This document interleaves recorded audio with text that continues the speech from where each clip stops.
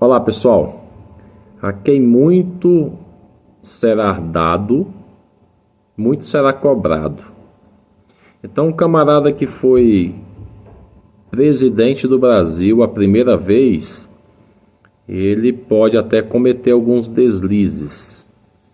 Pode.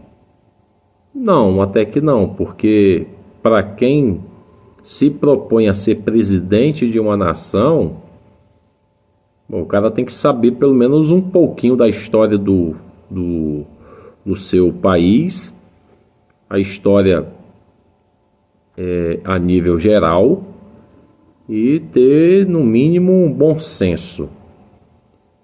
Mas, se esse deslize vier a acontecer, a gente tem aquela máxima de que inteligente é a pessoa que aprende com seus próprios erros e mais inteligente ainda quem aprende com o erro dos outros. Então, na oportunidade em que o presidente atual ele se propôs e ganhou a primeira eleição, eu fui um dos seus eleitores. Quero deixar claro isso, que as promessas que foram demonstradas e aquela questão toda de que houve golpe militar, apesar de eu ter servido 20 anos na aeronáutica, e a gente acreditou em toda essa história pelos nossos músicos, né, nossos artistas, as mensagens que chegavam para a gente na televisão, a gente cria que realmente a gente precisava renovar as forças através desse cidadão que hoje é presidente do Brasil. E aí a gente, pelo menos eu não tinha tanto conhecimento, sabia que tinha deputado, sabia que tinha senador, sabia que tinha acho que o Senado, o STF, nunca foi do meu conhecimento. Eu vim ter noção de um tempo para cá, de quem se tratava, quantas pessoas eram, como que eles eram escolhidos. Então, eu não tinha essa noção. E aí tivemos o presidente Lula sendo reeleito, passou mais 4 anos. E aí ele já tinha mais chance de não errar. Por quê? Porque ele já tinha aprendido com o erro dos outros antes dele, né, com Fernando Henrique, com Collor, com Itamar Franco. E aí ele vai lá ser presidente a segunda vez. Então ele agora tinha a chance de aprender com os próprios erros. E aí ele passou mais 4 anos. E aí vamos imaginar aí uma pessoa que passou 8 anos como presidente do Brasil, o conhecimento, né, que ele passou a ter. E aí ele passou 8 anos fora. Nesses 8 anos fora que ele esteve ausente da presidência, ele pôde aprender com a Dilma, que o sucedeu, e também o Temer. Ele teve aí mais 2 presidentes, que a gente pode considerar como 2 presidentes de esquerda, e aí mais 4 anos de um presidente de direita, como foi o do Jair Bolsonaro. Então, quando ele volta, ele tem todo um conhecimento do que deva fazer e o que não se deve fazer como presidente. Então, nós não estamos falando aqui com nenhuma criança, com nenhuma pessoa, nenhum aventureiro.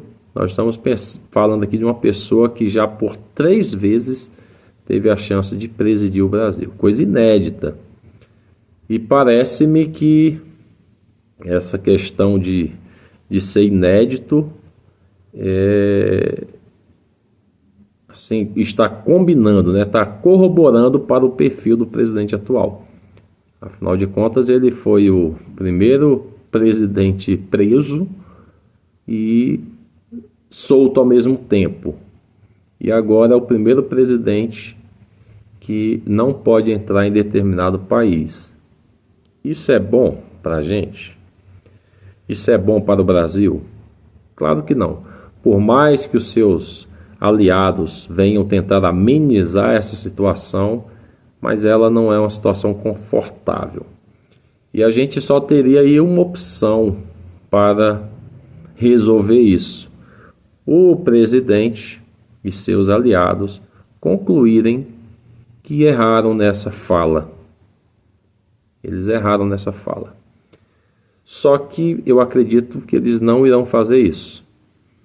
E para a gente entender como que é a mente do presidente e seus aliados, eu queria apresentar aqui para vocês como que eu entendo que se divide a humanidade. As pessoas, quase que de um modo geral, dividem a humanidade em dois grupos: os que acreditam em Deus e os que não acreditam em Deus. Elas dividem a humanidade dessa forma. Os que acreditam em Deus, elas estão relacionadas aos que acreditam no Deus da Bíblia, das Escrituras, e todos os outros que não acreditam nisso são descrentes. Então nós temos os crentes e temos os descrentes. Vamos dividir dessa forma, embora existam subgrupos nesses dois grupos. Por exemplo, os que acreditam em Deus, nós temos os judeus, os islâmicos e os cristãos. Os que não acreditam nesse Deus aqui, nós temos os que acreditam na ciência, os que acreditam em outros deuses, os que são ateus, eles estão nesse grupo aqui dos descrentes em relação a esse que acredita no Deus das Escrituras. Então você que está aqui nos assistindo, você já se enquadra de que lado você está. Se você é crente ou se você não é crente. Então essa frase da chamada do vídeo, a quem muito será dado, mais será cobrado, foi retirado justamente das Escrituras. Essa base de crença das pessoas que acreditam que um Criador de todas as coisas criou todas as coisas, inclusive o homem e tudo que há na terra e a própria terra. Então esses que acreditam nisso são os crentes.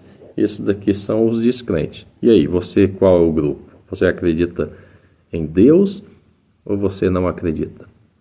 Por teoria, nós teríamos que os que acreditam em Deus tentar, de alguma forma, apresentar Deus para essas pessoas. Não convertê-las, mas apresentar Deus para elas e deixar que Deus haja na vida delas. Então, essa seria a teoria. Mas nós vemos na prática que não é bem assim. Os que acreditam em Deus já se dividem em 3 grupos e esses outros aqui também têm a divisão deles. Mas tudo bem, vamos acreditar que tem só esses 2 grupos aqui, os crentes e os que não são crentes. Então nós temos aqui atos obrigatórios, são obrigatórios. Para quem acredita em Deus, tem uns atos aqui que são obrigatórios. Essa pessoa aqui ela não pode ser favorável à morte. Então, aborto para essas pessoas aqui está fora de cogitação. Então, eles não podem concordar com o aborto, porque tem um mandamento que diz não matarás. Então, eles não são de acordo com a morte. Vícios também, para essas pessoas aqui, não são bem-vindas, principalmente por drogas, por maconha, por cocaína. Então, essas pessoas aqui não são favoráveis a isso.